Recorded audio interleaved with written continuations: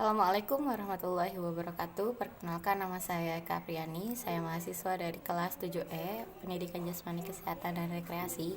Pada kesempatan kali ini saya akan membahas lingkup administrasi dan manajemen olahraga. Poin pertama yaitu paham olimpik dan gerakan olimpik.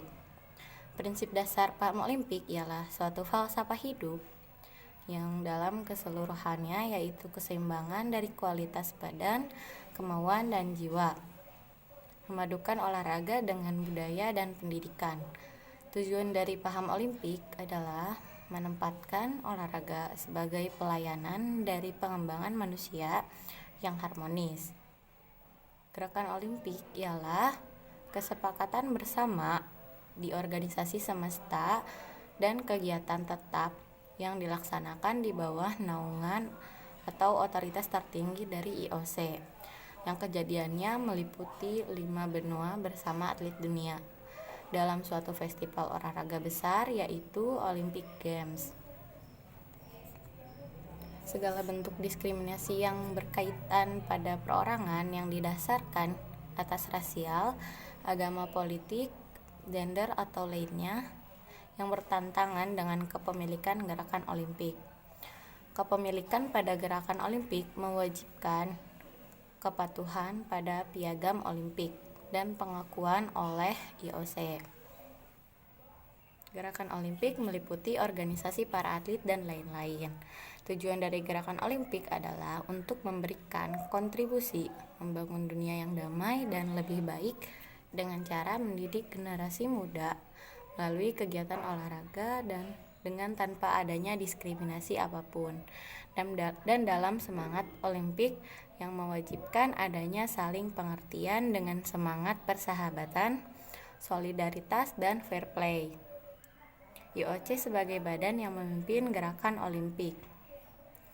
Struktur gerakan olimpik yaitu misi dan peranan IOC, mendorong dan membantu promosi etika dalam olahraga dan pendidikan generasi muda melalui olahraga dan mendedikasikan usahanya guna menjamin bahwa dalam olahraga semangat fair play tetap berlaku dan tindak kekerasan itu dilarang. Olympic Games adalah kompetisi antar atlet, baik dalam event individu maupun beregu, dan bukan antar negara. Lingkup administrasi dalam olahraga, yaitu konstitusi organisasi olahraga nasional, yang bertujuan untuk mendorong perkembangan dalam olahraga di negara, mengkoordinasikan pertandingan pada tingkat nasional dan regional, berpartisipasi pada event-event internasional dari waktu ke waktu yang telah ditentukan, mengorganisasi tim-tim nasional dan regional. Tata kelola organisasi olahraga. Yang pertama, peranan badan atau dewan yang bertanggung jawab dan mandat. Yang kedua, struktur dan organisasi. Yang ketiga, proses dan informasi. Keempat, penilaian kinerja dan akuntabilitas. Dan yang kelima, terakhir, tugas dewan yaitu budaya organisasi. Yang kedua, pertanggungjawaban dan mandat. Pertama, yaitu perencanaan strategis untuk organisasi. Kedua, identifikasi resiko dan manajemen. Ketiga, keefektifan manajemen dan pergantian tempat komunikasi dan stakeholder. Kelima yaitu kontrol internal dan manajemen information system. Yang ketiga ada badan atau board dengan tanggung jawab operasional. Contohnya, seorang anggota badan yang memiliki kualifikasi akuntan atau perbankan dapat memberi pelayanan sebagai bendahara dalam organisasi. Yang keempat, perencanaan strategik untuk organisasi.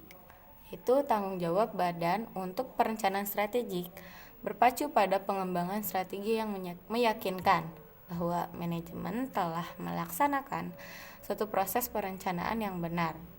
Yang kelima, identifikasi resiko manajemen, seperti berkurangnya pendapatan dan bertambahnya biaya-biaya. Yang keenam, keefektifan manajemen dan penggantian.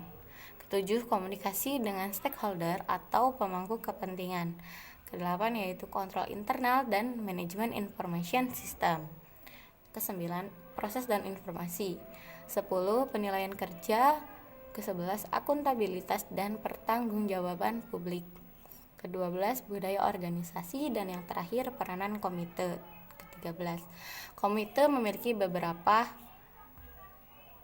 bagian, yaitu komite audit yang mempunyai tugas mengawasi sistem organisasi keuangan dan kontrol internal. Yang kedua, komite eksklusif mempunyai tugas mengembangkan dan merekomendasikan kebijakan yang akan efektif jika dibuat, tetapi harus tunduk pada ratifikasi yang dibuat oleh badan. Ketiga, komite keuangan mempunyai tugas mereview dan membuat saran dengan memperhatikan pada semua kontak yang diusulkan organisasi.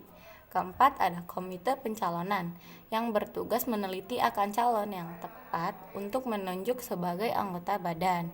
Kelima, ada komite pemasaran yang bertugas mereview dan menyetujui pemasaran organisasi. Yang keenam, pengiklanan dan perencanaan. Komite pemilihan tim bertugas memberikan saran ciri-ciri khusus kepada tim pemilih. Ketujuh, komite lingkungan yang bertugas mengembangkan kebijakan untuk mengurangi atau menghilangkan akibat yang mungkin akan mempengaruhi kesehatan yang negatif dan keselamatan atlet, penonton, dan masyarakat umumnya. Peranan presiden. Presiden bertanggung jawab membuka rapat, menepati agenda rapat, memberikan kesempatan anggota rapat mengajukan pandangannya, melihat apakah keputusan yang telah diambil dan disepakati, menyelenggarakan pengambilan suara pada resolusi yang diajukan, menegakkan peraturan dan konstitusi. Peran sekretaris bertanggung jawab untuk menyiapkan agenda, rapat, notula, dan administrasi umum. Peran bendahara bertanggung jawab untuk memegang accounts dan menciptakan prosedur keuangan yang memadai terkait dengan pengawasan keuangan, prosedur, dan pelaporan. Lingkup manajemen olahraga secara umum.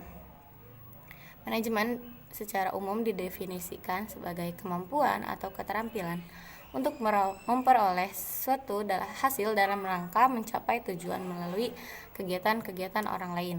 Fungsi manajemen ada dua, yaitu fungsi organik dan anorganik.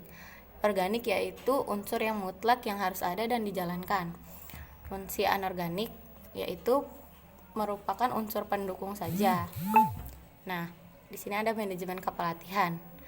Keterampilan penting bagi pelatih. Yang pertama, keterampilan teknis yang meliputi perencanaan, pengorganisasian, kepemimpinan, dan pengawasan. Yang kedua, keterampilan manusia, yaitu kemampuan pelatih. Ketiga, keterampilan konsep, itu proses yang mendasari manajemen kepelatihan. Nah, mungkin itu saja yang dapat saya sampaikan. Kurang lebihnya mohon dimaafkan. Wassalamualaikum warahmatullahi wabarakatuh. Sampai jumpa.